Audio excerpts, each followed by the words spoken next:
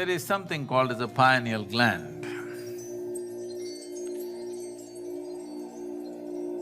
Various aspects of yoga or sadhana of yoga is to move it little down, south, it's called, moving it south. This is the symbolism of Shiva turning south because his third eye moved south. What was up here came down between the two eyes. The moment it came here, he saw things that nobody had ever seen.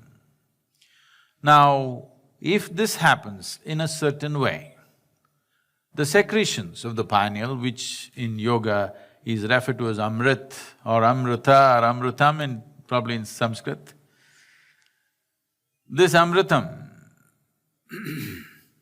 either can be taken into the system to strengthen the system and increase or extend the longevity of the system.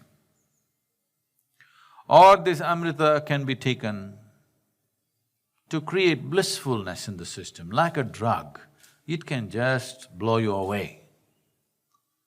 Or you can use this amrita to enhance your perception that you can become like thin air because everything that is here passes through you. Right now, air passes only through your nostrils and you know if it doesn't pass, you're gone. If this air can pass through right across you, some of you might at some moment felt when you're very carefree and joyful, you stood in the breeze, it feels like breeze is passing through you. And you become 100% transparent. That is because you've used your amrita to bring sensitivity to the system. So these are three fundamental ways. One is to strengthen the body, to make it like a rock, which will give a certain longevity to that person, which is considered superhuman by most people. Or to bring such a level of drunkenness and blissfulness within you that you don't care how long you live. Or to make yourself like thin air, that your perception is super hyped because there is absolutely no resistance to the system. The same secretions of the pineal gland can be used in three different ways. This amrita or this secretion of the pineal gland will play the right kind of role in the system. When I say right, in my perception, only if it enhances your perception, it is right, because if you do not enhance your perception, your life doesn't get enhanced in any way. It only gets enhanced in somebody else's eyes. If you become like a rock, your experience of life may not change. It is just other people think you're fantastic. Well, we could have made a statue out of you and you would have been a rock. Anyway, we didn't need a human being to become like a rock. If you have a rock for a brain, this will be the problem. You're always thinking, which is a bigger rock than you, which is a smaller rock than you. Your entire life goes into this as to which is superior, which is inferior, which is better, which is worse. Endlessly you will be comparing yourself because this is the nature of a rock. This is the nature of physical reality. Once you identify yourself with physical reality, which is better, which is worse, is a natural process of thought. Only if you transcend that, can you be free from this as to which is better and which is worse. A 92-year-old man went to his doctor for a full medical checkup. The doctor checked him up and he said, "Hey, old boy, for your age you're doing great, everything is just fine with you." But the man asked, "But doctor, what about my sex life?" So the doctor asked, "Thinking about it or dreaming about it?"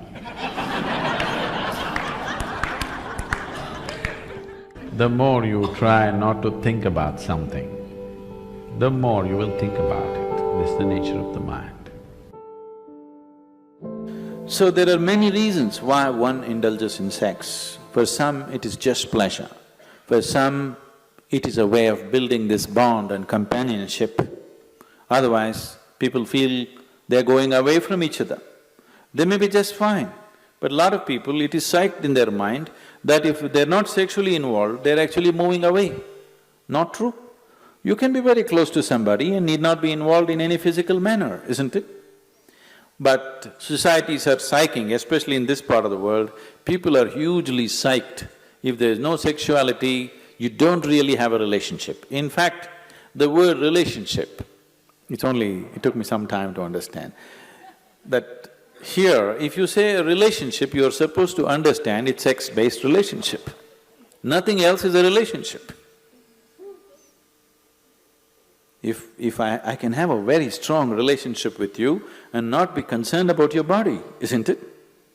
I may not be drawn to your body in any way, but I can have a very powerful relationship with you. But all those possibilities are completely discounted. A relationship means you must be in some way physically involved, man, woman, or man, woman, woman, whatever you like. Essentially, it's body-based. What kind of body is individual choices, but essentially it is body-based. This has happened because somewhere our identification in the body has gone beyond normal levels of identity. It is excessive identification with the body. That is why body-based relationships have become the crux of the society. One who is too identified with your physical body naturally is sex-driven, because that is the highest thing that he knows. There are ways we can make you find something which is far bigger than this.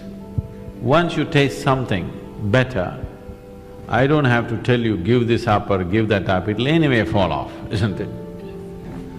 There are ways to do certain sadhana which is more intense than sexuality, which is more ecstatic than sexuality.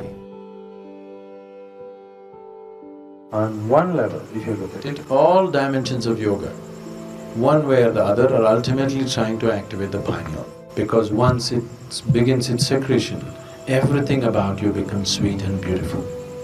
It creates a whole inner pleasure, which makes all the outer pleasures look like kindergarten stuff. That's the reason yogis are just sitting with eyes closed, not because they're against pleasure, they're against small pleasures, that's all. So the Shambhavi, one thing that's happening is, it stimulates the pineal secretion in a big way, which leaves you drenched in a certain level of sweetness throughout the day. It just leaves you in a certain state of ecstasy and blissfulness because the pineal gland is active. This is one aspect of your physiology which is very close to your consciousness.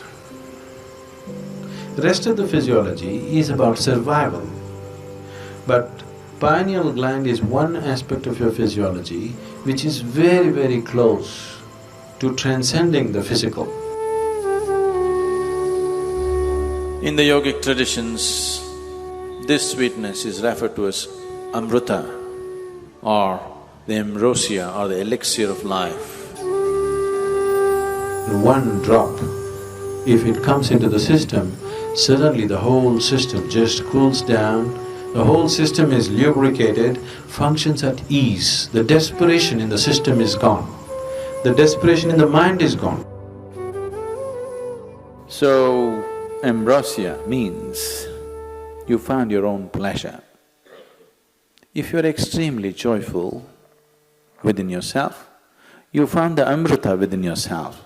You're an extreme state of pleasantness.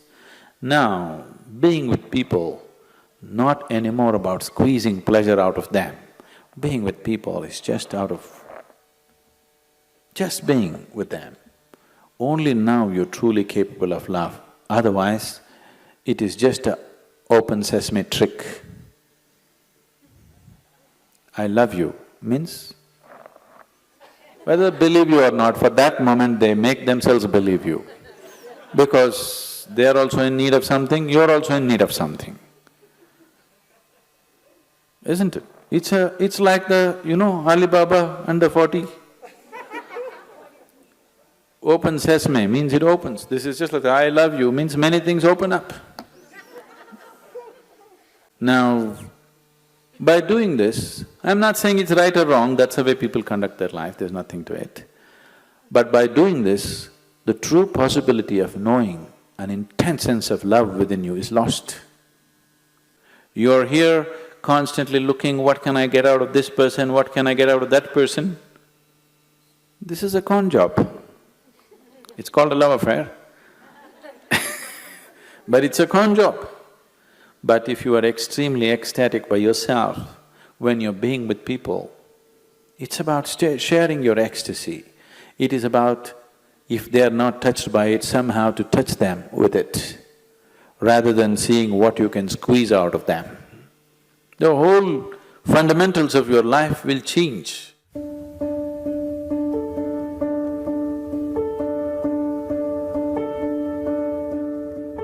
Yes and no, in the sense, it is not the sexuality which limits it, but it's the excessive identity with the physicality which limits it.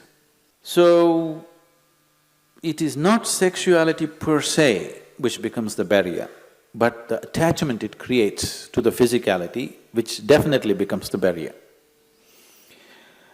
This question is coming from a certain amount of bits and pieces, the gossip that you have heard about how you could assimilate your own semen and raise it up to your higher possibility.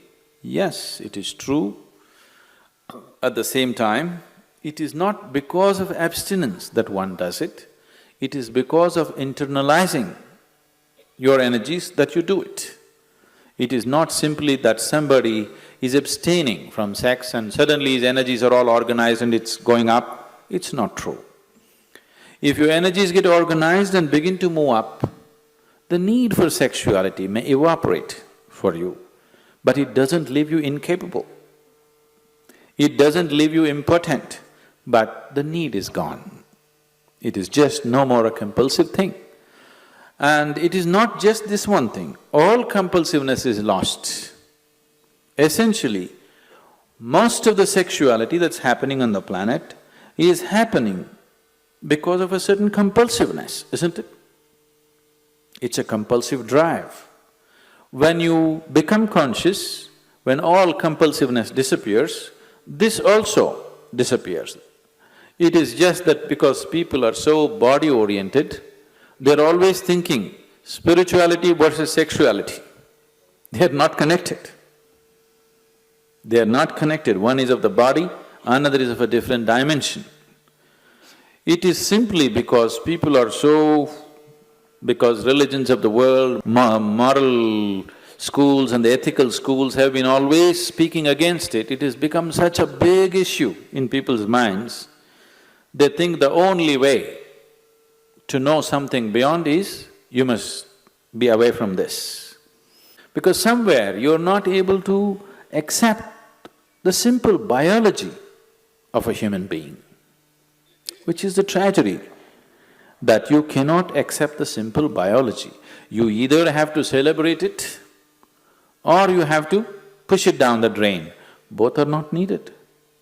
You can look at it for the limitation that it is and for the possibility that it is. So, if because of the impurity of sex, your spirituality is going to get disturbed, I want you to know that your very birth is impure. When you come from such an impure birth, where is the possibility for you? There is no possibility for you. Only if you fell from somewhere else, if the stoke dropped you, there is some possibility of you becoming spiritual. If your mother had a normal birth, you have no possibility.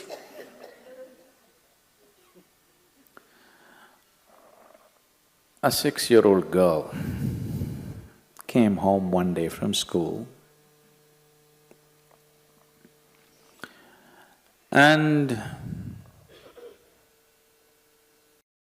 asked, "Mama, how was I born?" The mother was embarrassed. She said, "A stoke dropped you." She said, "Okay." She noted down. "Mama, how were you born?" "A stoke dropped me too." "Mama, how was grandmama born?" "A stoke dropped her too." Then the girl became serious and she went down and sat down and started writing something in her homework. Then the mother was feeling uncomfortable, she finished her cooking and then the girl had finished her homework and left the book there, she went and read. So the essay was about the family tree. So the girl had written, "For 3 generations in my family, nobody had a natural birth."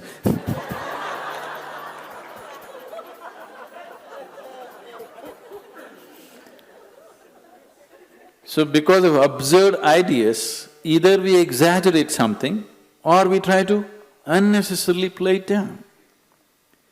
It has a certain role in your life. If you make it too big, you will become perverted in your head. If you try to obliterate it, you will become even more perverted in your mind. After all, now I am speaking, this is a kind of energy. You are looking at me, this is a kind of energy. You are listening to me, this is a kind of energy. These are different expressions of the same life energy, isn't it? Now, sexuality is also another expression of the same energy. Now, one has to decide how much of his energy, in which direction he wants to send it. Because after all, you are a limited amount of energy, isn't it? See, it's just like you have an income, let's say you have $5,000 a month. How much for the house rent, how much for eating, how much for schooling, how much just for fun, how much for vacation, you apportion, isn't it? Tomorrow morning, you got your salary, in the evening you went out and blew it up. Now the next month is going to be trouble, isn't it? Of course you have a credit card, but everything in your life, if you're handling your life sensibly, everything in your life is apportioned according to your understanding, your need and your capability, isn't it so? Yes? Your money, time, energy, isn't everything allotted the way you like to arrange it? This is also the same thing. How much of it? First of all, do you need it? Or are you doing it because of socially you're psyched? If there is a need, if I ask you to stop it, you will become perverted because it'll all happen in your head. If somebody is telling you, you have to do it, if you don't do it, you're not normal, another kind of perversion will come. Both are not needed. After all, you are not going after a man or woman, you are going after a certain level of pleasantness. So once you experience a certain level of pleasantness, wouldn't you like to dig deeper into this? Because whatever pleasantness happened, maybe you used the other person, but the pleasantness happened within you, right? So suppose anyway the pleasantness is happening within you, the other person is just a key to open this, wouldn't you like to have the key in your own hands? Yes? That if you sit like this, you are on full scale. You don't need anybody. No, see, anything in your life, either for pleasure, money, love, this, that, it doesn't matter what, for whatever, the moment you become dependent on another person, nobody on this planet is truly reliable, isn't it? I keep hearing these complaints all over. Some people, generally women, keep complaining their husbands are excessively physical. Some woman constantly complaining, he doesn't lay a finger upon me. Whatever happens, it's a problem, because it'll never happen exactly the way you want it. As long as another person is involved, nothing will ever happen 100% the way you want it, isn't it so? Yes or no? It never will. It doesn't matter if you get married to your god, it still won't happen. As long as your way of being, your sense of pleasure and joy is dependent on other person, you'll always have a complaint. Doesn't matter how wonderful the other person is. So in this context, people might have talked about celibacy because they said, take some time off. Because to extract pleasure out of somebody, you have to play any number of tricks. It doesn't happen simply. This is called as courting.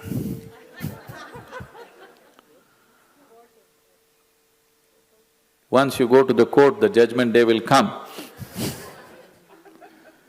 It takes enormous amount of time, effort, energy, and all kinds of other things, frustrations, jealousies, problems, everything attached to it.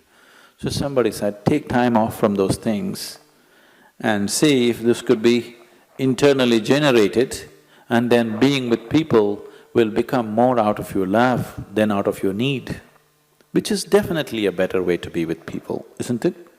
It is definitely a better way of honoring another human being, isn't it so? Give this a little more attention. Instead of paying attention to that one and that one and that one, give this one a little more attention. It will produce much more pleasure than any other one can produce for